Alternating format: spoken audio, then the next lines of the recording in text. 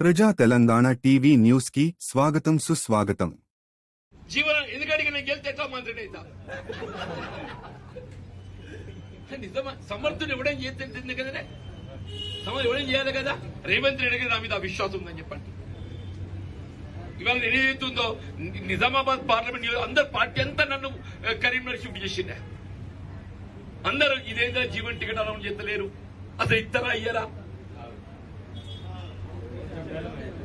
Ticket ఇస్తారా అయ్యారా కాదు, పాపం జీవన్ ఏదైతుందో పోయి ఇట్లా యుద్ధ బరిలో ఇట్లా పల్మీటికి నెడుతున్నాము. అరే ఆడు ఏమైతాడో, నేను ఏమైతే కాదు, కాంగ్రెస్ పరువు నిలబెట్టబోయేది జీవన్ రెడ్డి. కాంగ్రెస్ పార్టీ పరువు నిలబెట్టబోయేది జీవన్ రెడ్డి అని చెప్పండి. అది ఉండాలి. అన్నాడు కేసీఆర్ కొట్లాంటి ఎవరు దొరకలేదా? అన్నాడు కేసీఆర్ కొట్లాంటి ఎవరు దొరకలే. రాజశేఖర్ గారు ఆలోచన చేసిండు. అలాంటి తెలంగాణ ఉద్యమం, తెలంగాణ సెంటిమెంట్ అధిగమించాలంటే ఎవరితోనైతుంది? ప్రజల్లో ఏదైతుందో గుర్తింపు పొందిన నాయకుడు, ప్రజలతో సత్సంబంధాలు కలిగి ఉన్న నాయకుడు అని చెప్పంటున్నా. జీవన్ రెడ్డి అయితేనే కేసీఆర్ ఎదిరిస్తారని చెప్పని మనకు అవకాశం ఇచ్చింది. నన్ను ముందే నిలబెట్టి కత్తి చెతికించాడు. కుట్లా ఇవాళ కూడా రేవంత్ రెడ్డి అదే పని చేసిండు. చూసిండు నిజామాబాద్ ఎవడు కొట్లాడాలి, జీవన్ రెడ్డి అయితే కొట్లాడాలి చెప్పింది. నేను రాజకీయంగా ప్రజా జీవితం చివరికి వచ్చింది. నా జీవితం చివరిలో ఏదైతే నాకు చిరస్థాయిగా నిలబడబోయే గుర్తింపు కావాలి. ప్రజా జీవితంలో నాకు చిరస్థాయిగా నిలబడబోయే గుర్తింపు కావాలంటున్నా. జీవన్ రెడ్డి శాశ్వతం కాదు, ఇంకో 4 ఏళ్ళు 5 ఏళ్ళు తర్వాత ఎవరైనా భౌతికంగా దూరం కావాల్సింది. కానీ జీవన్ ఉన్నా లేకున్నా ఫలానా జీవన్ రెడ్డి ఏదైతుందో నిజామాబాద్ గడ్డ మీద ఏదైతుందో కాంగ్రెస్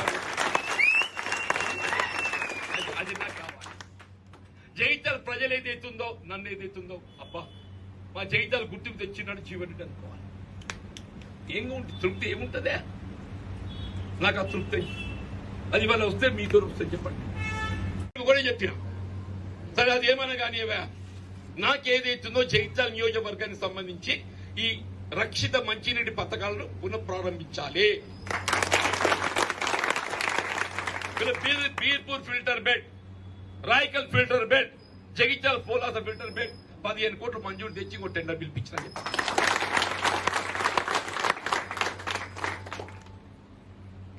జగిత్యాల పట్టణానికి 50 రోడ్డు చెప్తున్నా.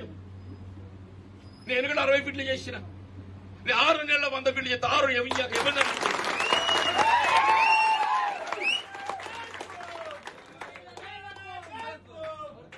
అరే దాన్ని అన్న సుట్టం కాదురా, ఎవడు కాంగ్రెస్ లేడు దాన్న. అన్న కొడుకులు అందరూ అన్న టీడీపీ టీఆర్ఎస్. ఆ కొడుకులు ఇక్కడికి అక్కడ పాత బస్ స్టాండ్ కొత్త బస్ స్టాండ్ మొత్తం మంది ఏనుగడ టీడీపీ జీవన్ రెడ్డి కక్ష కట్టేటోళ్ళు ఇలా టీఆర్ఎస్ కొడుకులు. నాకు ఎందుకు ప్రేమ ఉంటుంది దాని మీద? ఏందా నేను 2 బైపాస్ రోడ్లు ఏర్పాటు చేసిన, ఊరూర డ్రమ్మ రోడ్డు ఏర్పాటు చేసిన, మంచినీటి బావులు తవ్విన, విద్యా సౌకర్యాలు మెరుగుపరిచిన. దయచేసి ఏదైతుందో మన పార్టీ ఆలోచన విధానం చెప్పిన, మన ప్రత్యర్థి పార్టీ యొక్క వైఫల్యాలు చెప్పిన. రుణమాఫీ కాంగ్రెస్ పార్టీ 8-9 లక్షల రూపాయలు రుణమాఫీ చేసింది ఏకమొత్తంగా. ఇలా బీజేపీ చేయాలని చేస్తే, రుణమాఫీ చేస్తే రైతులు సోమరిపోతాయితారా?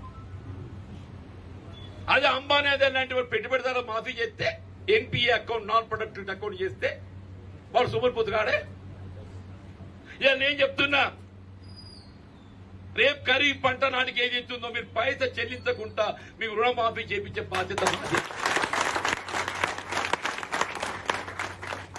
అదే బీజేపీ చెప్పను, అరవింద్ చెప్పారు. నేను చెప్తున్నా, వాడు పెట్టుబడి భరోసా రైతుకు సంవత్సరానికి 6,000 ఇస్తా అని చెప్తున్నా. నేను ఎకరానికి 15,000 ఇస్తా అంటున్నా. ఒక రైతుకు ఎకరా కమతం 3 ఎకరాలు ఉంటుంది అనుకో, ఉదాహరణ 15 మూల 45,000. 2 ఎకరాలు ఉంటుంది అనుకో, ఆడిచ్చేది ఎంత? 6,000.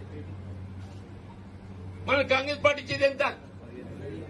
ఎకరానికి 15,000. ఒక ఎకరం లెక్క తీసుకున్నా కానీ మానకంటే డబ్బులు. ఒక ఎకరం లెక్క తీసుకున్నా కానీ మరి ఏ విధంగా మనకంటే అడుగు ముందలేస్తున్నాడు? ఏ విధంగా మెరుగైన విధానం ఉన్నది?